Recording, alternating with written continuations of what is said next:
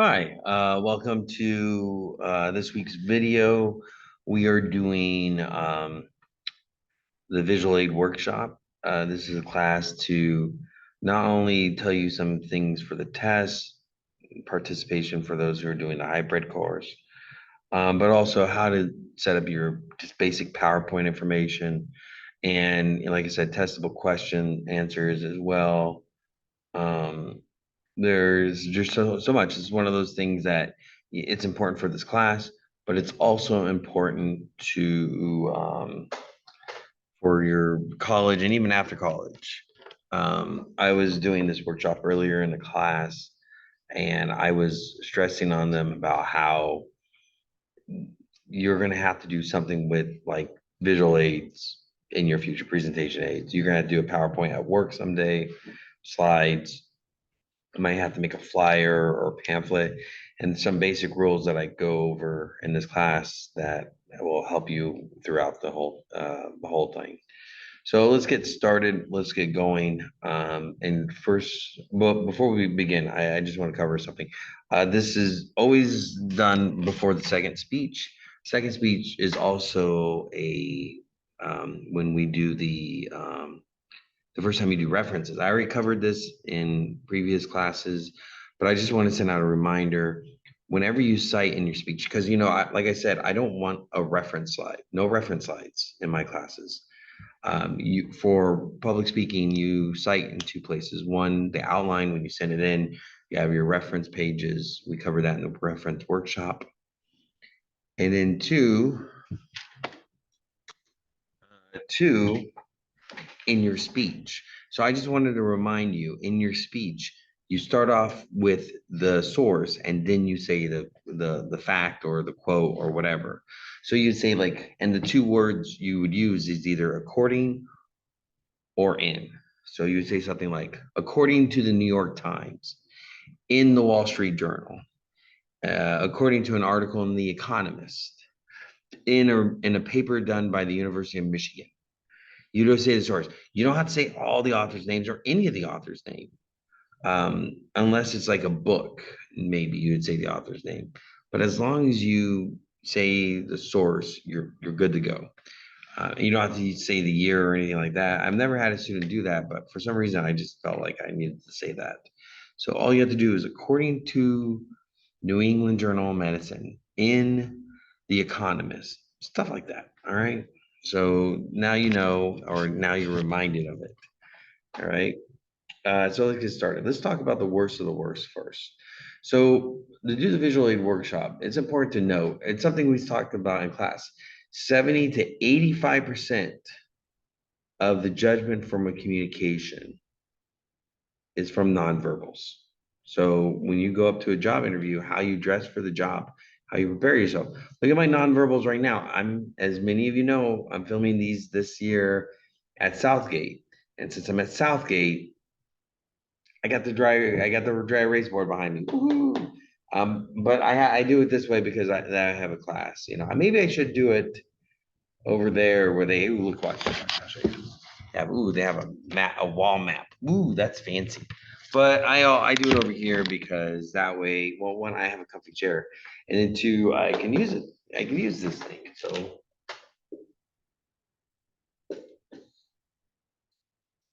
3, 5. Those are going to be important later, but I'm just going to write them up now. All right. So my nonverbals is we're going to get this done. We're going to get this done. I'm wearing my ELAC shirt. So we're going to get this done. That's it. All right. Let's see. Let's get going. All right. But we're going to talk about print ads. And just think about this for a second. Think about commercials you've seen, right? We were discussing this. This is the unfortunate part about recording this video is I can't get feedback from you. But just think about the worst ads you ever saw on a television commercial, right? It might have been inappropriate, like Carl's Jr.'s when they had the bikini models showing burgers, or it might have been like odd and confusing, like cologne and perfume ads, or it just too much. Just too much, like local ads that show a whole bunch of scenes and stuff with all flashing images and things like that. And so you got to think about that, and you want to avoid that you want to remember that stuff. So we're going to go over that. Now I'm going to be using Google Images for this one. Now, when I use Google Images, I need to state or warn that you might see things that are inappropriate. Well, not necessarily inappropriate for the classroom, just a little bit shocking and questionable. But that's the part of the class, because inappropriateness, meaning that they're doing risque things, is part of the problem with these things. Now, when you do PowerPoints, you don't necessarily putting up inappropriate ads. There are sometimes students have shown inappropriate images and did not warn the class, and you will lose points on that. But at the same time, you need to be aware of just not to you should have just tried to avoid it. But let's go over this stuff, and so you know what I'm talking about. Again, Google Images, sometimes you just don't know what they're going to show. So let's get going. All right. So I've just brought up Google Images, the worst print ads, and you can see a lot of examples. And yes, you can look over here. The first thing over here is a very inappropriate one, right? There is that. This is an ad for milk that is talking about PMS. So just sexism is an example. Let's keep going. Um, this one right here, this is a billboard and 911 prints. You might say when they did this, everybody like, oh, we just want to show how vital this is. But in reality, this is very alarming. This might be too much, too sensational, um, inappropriate, inappropriate. Nothing that says buy my product like death. So, but I want to show, okay, so there's a lot of just inappropriate ads, but now we're going to get into the ones that are a little bit more relevant to PowerPoint. So these are mostly print ads. I wanted print ads from like magazines and so forth, right? There's some billboards as well. Oh, let me show you some other appropriate ads before I show the ones I care about the most. This one, sexism. It's Mother's Day. Get back to the job that really matters. Clean the clean the house, woman. No, inappropriate. Inappropriate. This one, it's kind of old. Where's the one I always like to show? Giving kids soda, inappropriate. Let's see. This one, wrapping kids, little babies in cellophane. Of course, that's deadly. Let's see. Wonder inappropriate. I want to see if I can find the Dove ad. The Dove ad. There's an ad, an infamous ad for Dove that showed like before and after clean, and on one side was an African American model, on the other side was a white model. So just inappropriate, right? So we all know about that. But let's look at some of these print ads. And this is again trying to buy products or try to sell products in magazines and so forth, or maybe posters. This one right here, how to play dominoes. That's too much. That's too much information, right? You're trying to stick out. And this actually kind of looks like an article more than it looks like a print ad. So you're not really distinguishing yourself and you actually confusing your audience or whoever you're trying to get. Here's another one. Too much, too much stuff. There's all this writing down here, too much to read. Are we going to focus on the characters or are we going to focus on the computer? But it's again, too much, especially with the writing. Let's see. This one is kind of infamous in my class because everyone looks at it. The first thing they see or look at is the gentleman with his hands on the boy's shoulder. But it's not just that. It's not just that. That you can say inappropriate. That was the 80s. They just didn't realize how bad it was yet. I don't know.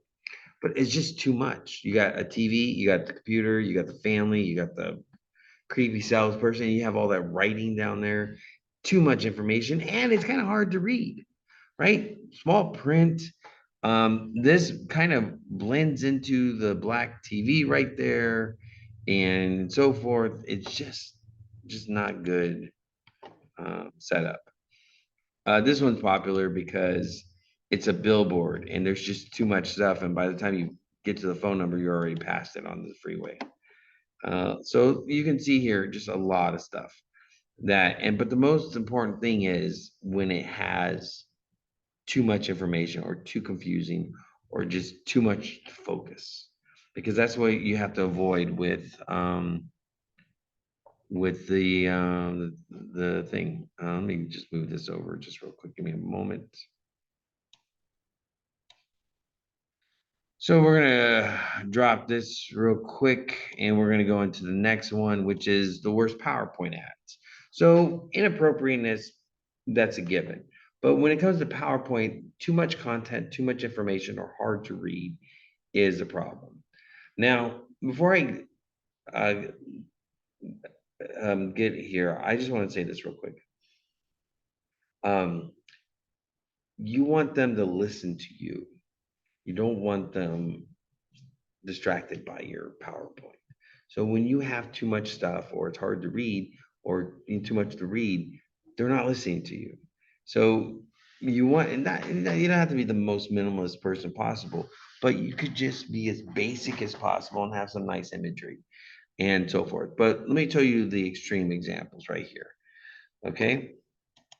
We're going to start off with, which is considered the worst one, is this one right here, right? If you, this is like always the first one that's up when it comes to worst PowerPoint slides. I feel sorry for the person who did this. You know, their one slide is gonna live in infamy. Um, but the reason why this is bad. So remember in class when we talked about font types, I told you about font variations. Font variations is when you change anything in the font on a piece of paper, right? So it's not just you go from one font style or one font type to another, but you go from basic to bold. You go from little letters to big letters. You go from all capitals to regular writing. You go from one color to the next color. You have all that stuff. That's font variation. And it's important to note that. This is very important to note that because font variation is a problem. It's a problem. And look at this one right here. Look at this one. How many font variations, right? You have the smaller font on top, then you get into the regular font, you get into the regular font, but then there's bold, and then there is super bold, and then there's red, and then there's underline, and then there's the titles down. There's like three different titles down there, and in those five titles, there's different colors, and so it's just so much. And the reason why font variations or variants or whatever, I don't want to say variants because of all the sci-fi movies now and stuff. It's getting ridiculous. But the problem with that is you actually have to think about this for a second. If you have all this stuff up and your audience is reading this, what are they doing physically? What is happening to them physically? Think about it. Don't think about it in the sense of the mind, right? Don't think of confused or distracted. Think about what it's doing to them. What's it doing to their eyes? What's it doing to them over the time that they're reading, going from one size to another, from one color to another, from one bold to basic to so forth, right? What is it doing? It's making them change their focus. It's making them change their focus. And when they change their focus, they're straining their eyes. They're making their eyes kind of hurt. You're like physically harming your audience when they have to focus in and out with all these different variations and so forth, right? And so this is a big problem with PowerPoint and any kind of stuff. So we're going to turn to these numbers real quick. So I'm going to get out of the stop screen real quick. These numbers are important, 3 to 5. Now, in the class, I told you already, for your PowerPoint, it's 3 to 5 slides. The minimum is 3. The maximum amount you can have is 5. Most students do 4.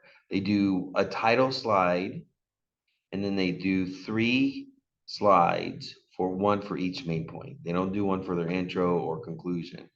Students who do it for the intro conclusion do 5, right? But 1 slide per main point, that's a given, that's a pretty much required. And then they like to do a title slide, right? Safety slide. Do you need a slide for your references? No. Do you cite on your slides? No, because you cite in your speech according to in that stuff, right? But 3 to 5 is the amount of slides that are required for this class, right? Minimum, maximum. You don't have, either 3 slides, 4 or 5. 3 to 5 is also important for variations, right? So we get the trusty dry erase marker. I'm a bad speller. If you're stumbling on this. 3 to 5. So on a single slide, the most font variations is 3. It's 3. On a flyer, right? On a poster. And some of you are like, there's a movie poster that has all this stuff. Yeah, it's problematic. By the way, this number 3 to 5 is not from me. It is from a professional public relations person who's been in it longer than you've been alive, and he's been in it longer than I've been alive. Probably not, but he's been in it way longer than he's up there in years.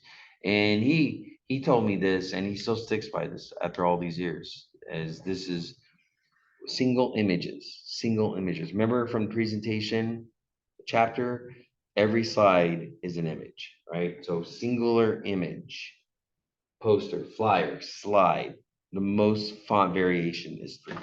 When you're talking about overall PowerPoint or Google Slides, you're talking the most font variation is 5.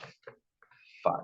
And the reason why 5 is that number for the most font variation is you want some consistency in your slides. And we're going to go back to the bad slides in a second, but you want some consistency. Same thing with the pamphlet. And a brochure. I always misspell brochure, so just FYI. I'm gonna try it.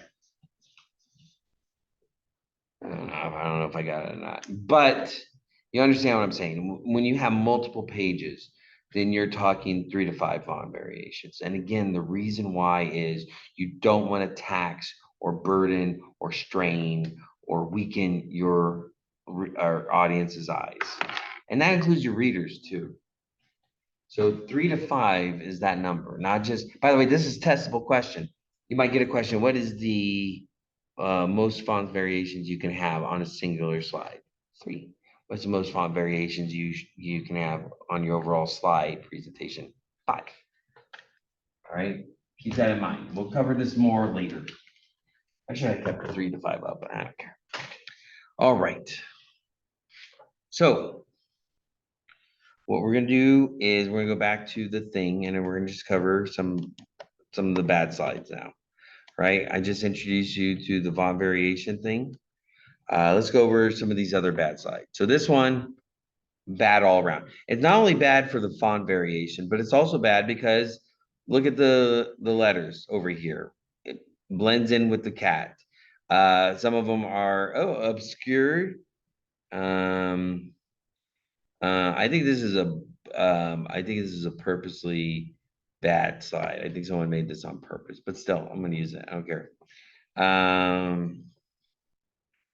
Yeah, but it is, yeah, they put everything here and so forth, right? So yeah, so it's on top of each other and so forth, right? But there's other ones. Now I've gone through some of these slides here, and some of these are made by professionals like the US Air Force. And one of them is from MIT, right? Look at this. Too much information, too much information, too much content. By the time you're done with your speech, your audience is only a quarter through that slide, right? Too much information, too much information. right? Too much information. This one, the background and the foreground and the words blend in together. It's hard to read. There's too many words, that's one. But more importantly, it's hard to read because the letters merge with the blend in with the background. Same thing with this one. Hard to read, too many words, and the black lettering melts in or goes into some of the background here, right? And it's because there's too many words and there's the image is actually pretty significant, lots in the image too. It's hard to focus on one or the other. There's too much information, too much information. Again, too much stuff. Again, by the time sometimes it's just you're just writing out too much stuff. By the time your audience gets through this, it's too much. Too blends in, too much writing, blends in, too much content. This is an infamous one right here. Um, literally, some of this you can't read at all because it just blends right in so much, especially with the skin tone and the letters. All right, let's keep it going. So you can understand, it's not just inappropriateness you want to avoid. You want to avoid confusion. You want to avoid distraction. You want to avoid strain. You want to avoid all this stuff. You want it as not basic, but I would say more efficient or effective. That's the better word than basic for it. So let's talk about how to do it and so forth. Let's see if there's any other bad examples. Sometimes it can be too basic. All right, too basic. And this one, who thought of this one? That's a good idea. I shouldn't show that one. That one's confusing. Might give you headaches. All right, we're gonna get out of here real quick. I'm gonna close this out. I gotta watch it. I have a videotape, a video I've been wanting to watch. Oh, wait, stop it, Trap. All right, let's see.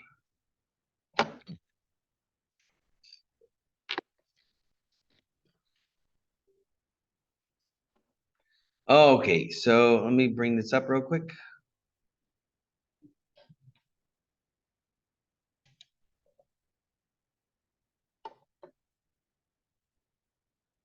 I think you already know where I'm going here. I'm going to be showing you my slides. My slides are not the best slides in the world, but there's a couple of things I want to point out and use them as an example. They're pretty good. Now, while we're waiting for this to load up, I just want to say this real quick. My PowerPoint examples does not just come from academia. I actually taught PowerPoint when I worked in the public library system. I taught PowerPoint to not only to the public, but also to staff. I taught PowerPoint to people with master's degrees and so forth.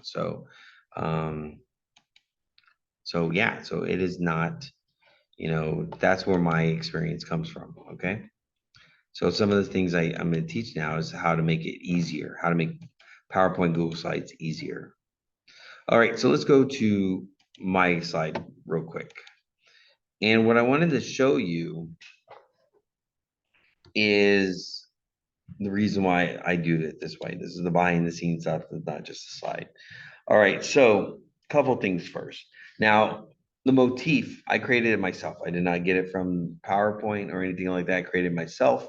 And I maybe talked about it in class already, but when I went through college, and I still use them to this day, I use a thing called a knee pad. It's like a legal pad, but it's the one that lawyers do. Legal pads, the red lines are all the way over to the side, while the knee pad is a little bit more towards the center. And then the blue line represents the blue line on top, right? And the reason why I went with that is because I advocate for people to take notes, especially handwritten notes. So I thought that's my motif. I'm going to remind myself of what I did when I was in college and also promote that stuff, handwritten notes. And then there's other things as well. Um, there is a um, you'll notice the red line, and I asked others to look at it. Is I made sure that the black lettering is distinct from the red line. All right, so people can still read the letters through the red line.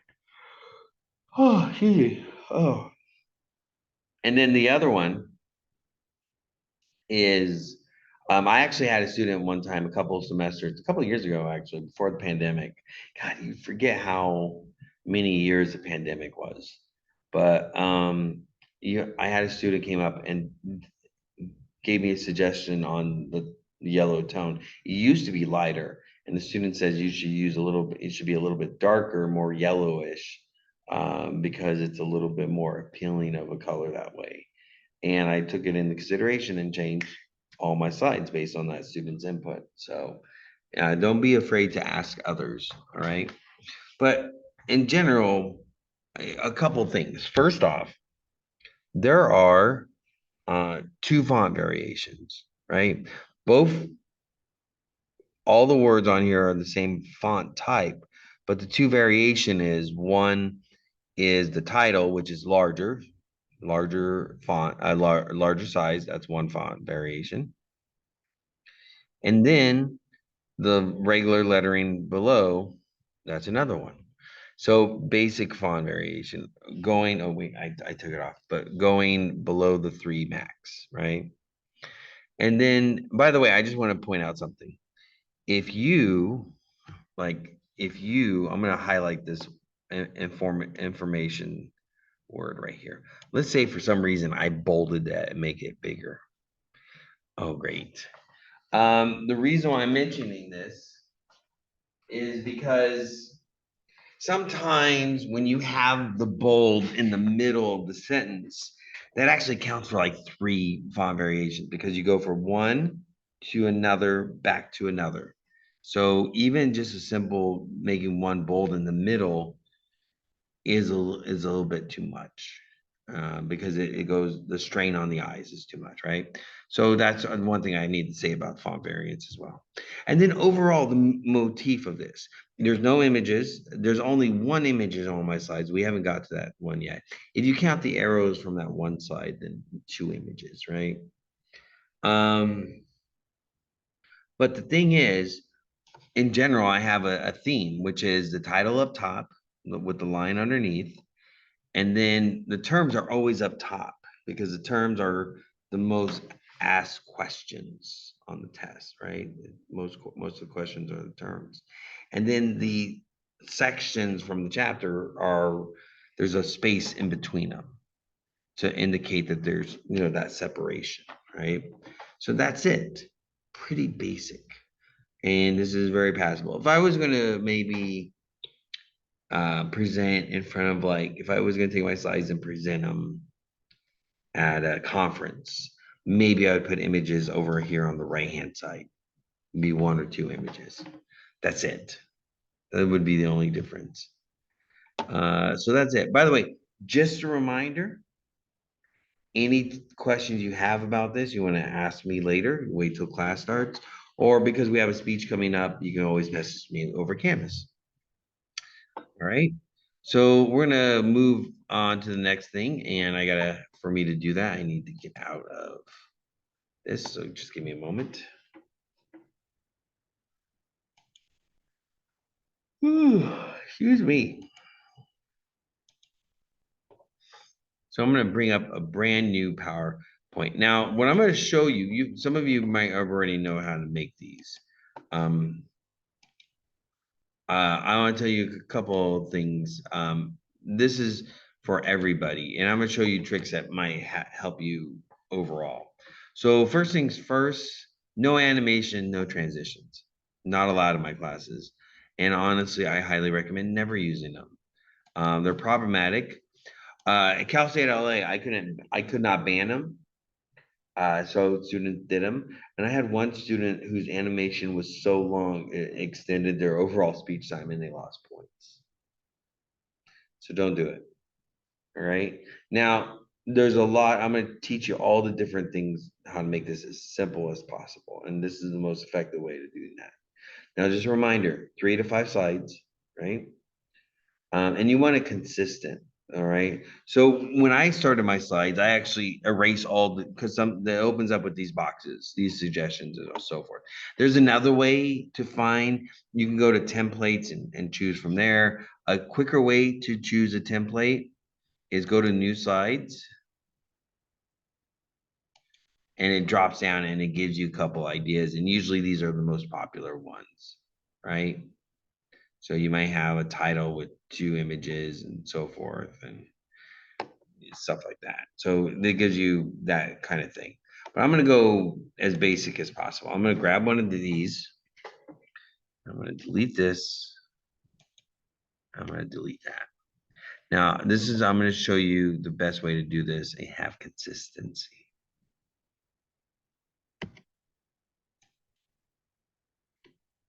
Right. So blank canvas, right? So a couple things that you can do. I got to move this thing over here. All right. Well, I can move it down here. Okay. Couple things that you can do. All right. To make this as easy as possible. First off, I always tell students go over to design. You go to design, and you get a lot of good suggestions and so forth. The safest one is the ones that with the white background. Always the ones with the white background are always the safest options. So my favorite color is green. I'm gonna choose this green one right here. If I didn't want green, I go with blue and so forth. And it even gives you design ideas on the right hand to get it more elaborate and so forth. So we'll go middle of the road, the white background with the blue, okay? And it shows you kind of the colors that will come out when you do boxes and so forth. Right? So you choose one of them, and there you go. That's what you start off at, right? Then you get to your slide, and you start adding. Now, let's say you want something similar to my slide, where you take stuff from you want the title, and then you want words underneath, right? So this is what I always tell students. You go over here to insert, you go to text box, and you map out your title, like how big you might want it or how you want to position and so forth. And you just go ahead and create your text box, create some words. Let's say cartels, because cartels are cartels, right? There's a band speech. And so that's up top, right? And then you have, we'll go ahead and do another search box, a text box. Go over here, text box, and you make your other one. Now, one of the things I like about this is it tells you with the little orange line that pops up where the top box ended. And I kind of like to keep them the same level. That's just me. That's what I like to do. Come over here, look for that yellow orange line. There you go. And you don't have to commit to any kind of writing right now. Why is this being problematic? Oh, did I lose the text box? I lost the text box. You got to be careful. Sometimes your presets on one computer is different than another, as I'm finding out. All right. Let's say some words. Right. Not going to commit to anything right now. Just going to do that. I'm going to take this down if I can. I'm going to make sure it's queued up to the box up top. Make sure it's a box right there. And there you go, right? You have this. And let's say you want to have that little line like I did, right? And so forth. You go up here and you know that the line is going to run from this part to this part here. By the way, when I have the lines, I always like to make sure that the up, down, this little box over here is always zero, horizontal lines. That's the way, by the way, to make sure that they're straight is this little on the top right. So if you want a straight line this way, look for the zero on here. If you want a straight line across, look for the zero up there. I'm gonna come over here. I'm gonna do some shape effects. I'm gonna put the weight. I'm gonna make a thick one. I'm gonna change the color because I don't like that color. Let's make it black. I can choose maybe some others. I can even have it dotted, right? We'll make it a little fancy like this, right? Um, Wait, more lines. You can see. You can really bring it up a lot. You do a lot of stuff, right? So I'm doing it like that, right? So this is the basic. This is not a completed slide. It's not a completed slide at all, but it's a template. It's, you remember what I said earlier about the five, right? Where you don't want to have too much differences. Because if you're going through slides, because sometimes you're not for this speech, you're going to do it one right after the other. But sometimes you might cycle back and forth between the lines. And so you want consistency. So you create one. This is what, okay, I'm gonna maybe change the title here and so forth and things like that, right? And you can always, by the way, I'm gonna show you a trick, but I'm gonna show you the trick about being consistent. So I have this design up, I have the basic stuff. Let's go ahead and make this consistent. I'm gonna come up to, this is highlighted now. I'm gonna go to home and I'm gonna select new slides and I'm just gonna duplicate selected side. Come back again, duplicate selected side. Come back again, duplicate selected side. I'm gonna go with 4 sides, right? And then you can go and make it, now go to each side and do whatever you do want to do to make it prettier or more stand out more and so forth. You can come back to the first slide, get rid of the line, get rid of this box up here, and you can come to this one here, and you can go this, this. Let's say you want, let's go with the bold lettering.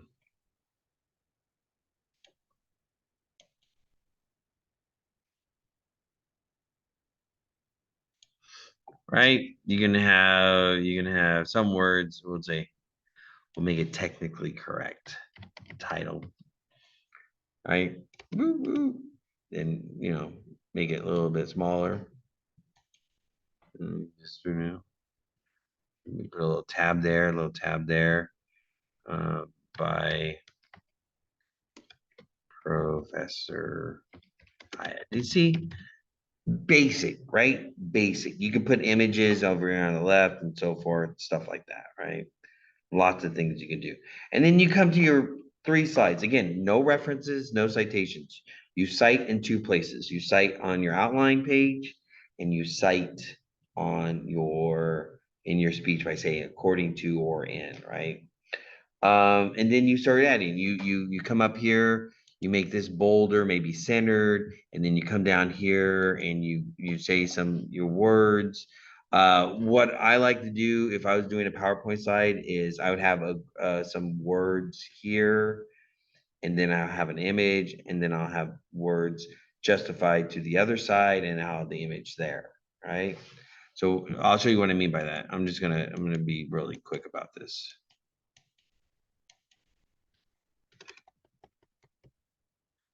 More words. Just being technical.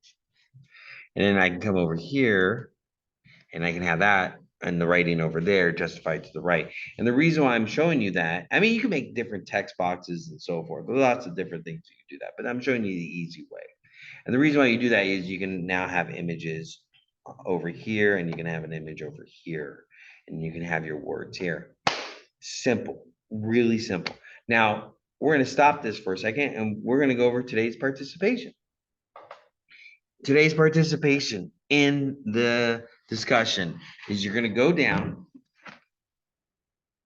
and you're gonna write 3 kinds of images that you're gonna look for on Google that help you explain your topic, right? If my topic was cartels, maybe what I'll do is maybe I'll make a graph, and one of my images will be a graph showing the amount of money Pablo Escobar estimated to have compared to the other richest people, a bar graph, because at one point he was considered the wealthiest man in the world.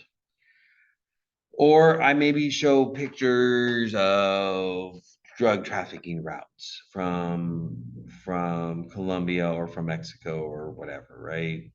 Or maybe I could show pictures of a bunch of drugs piled up. By the way, if I actually showed that image, because this is a college course, and for the dual enrollment classes where the high school class, I might have to give a warning saying, hey, I'm going to show some sensitive content. And then you can show it. I have no problem with students showing sensitive content as long as they warn the class. Now, if it's really sensitive, too sensitive, then and always talk to me and I'll give you a heads up and so forth, right? So yes, so there you go. That's what you do, the basic stuff. So for your participation, all you have to do is write your topic and then 3 kinds of images that you're going to be looking for, right? Or 3 kinds of things that you would put up. Remember, images, maps, drawings, graphs, charts, those are all images. Most of the time when people use images in the public speaking class speeches, it's stuff from Google Images and that so forth. All right. Yeah, that's pretty much it. That's it. I covered, what not to do, the restrictions and so forth. And this is a general idea how to make this, as easy as possible. Let me show you something about Google Images. So I'm going to go ahead and grab one real quick. Hopefully, I'm not going to show you anything inappropriate by what I look up. Actually, I'm more concerned about my search history when I do this. So I'm actually going to go. It's not that I look up anything inappropriate. This is my work computer, but I just don't want you to know my private life, right? I don't want you to know that like my second search is always Wordle. I'm really good at Wordle, by the way. Um, so let's see, cartels. I'm gonna do cartels, right? Images. I might get some sensitive images by just looking it up. All right. So let's go back. Let's go back. Go back again.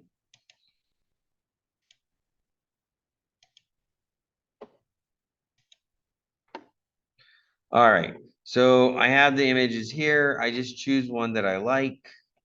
This is pretty severe. Yeah, here we go. Here's one. Look, child soldiers. It's one of the things I don't understand. This is me giving an opinion, but again, this is just an example. There are some states that are removing restrictions and rules about child labor in the United States. And it's my strong opinion that child labor is an indicator of a failing or failed state. Just saying. And I'm not talking like child labor in the sense of, lemonade stand or a side job or whatever. I had a paper route when I was a kid. My sister worked at Jack in the Box on the weekends when she was in high school. Not a problem. What I'm talking about is in some of these states, kids are at meat packing factories. Some of these states, they're in the fields, spending most of their days working instead of going to school.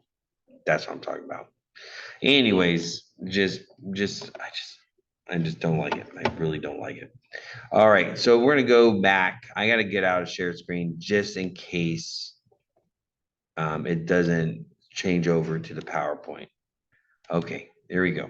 So we're back on the PowerPoint. And a couple things that you can do that I just want to show you. I take the image, right?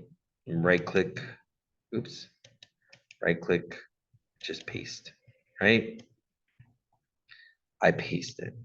Now, here's a little suggestion. When you do images like this, of course, I would work on the words and so forth. What I like to do is whatever effects I'm gonna do, I'm gonna do it first. Hey, no, no worries. So I'm gonna do the effects first. Um, and then what I'll do is then I'll put the image in the background. So that way, um, it's a lot easier for you to do it that way. If you try to like mess with it and go back and forth and stuff like that, it gets harder. So type out your words first, how you want it, and then put the images. Oh, last but not least, I almost forgot to do this. Let's talk about the words and so forth. So let's talk about points and how to lose points. One, the easiest way to lose points is if you don't have the right amount of slides, 3 to 5, right? 3 to 5.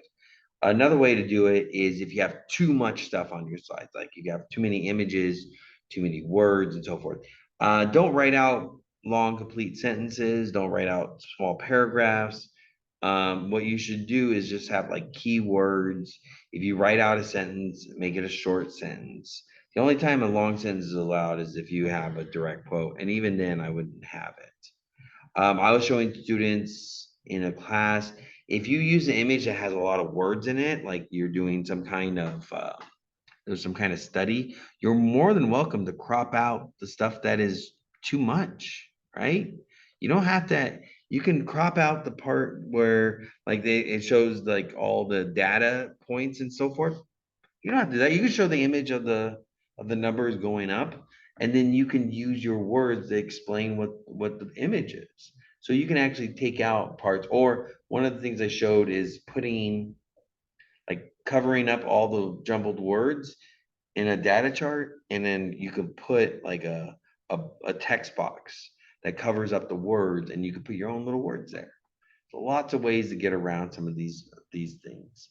And the more you practice and work on it, the more proficient we're going to be. And then in our society now, I hate power. I really do hate PowerPoint. I once tried to teach a class without PowerPoint. I once did staff training without PowerPoint. Big mistake. Big mistake. We'll never do that again. So because we're so used to PowerPoint, we're so used to Google Slides now. So I hopefully this workshop helps you with all that stuff. I think I'm going to end it now on that. Again, you're going to lose points, not enough slides or too many slides. If there's too much content, too much writing, confusing, or the images and the words blend together and so forth, right? All right, if you have any questions, Canvas, talk to me. All right, have a good day.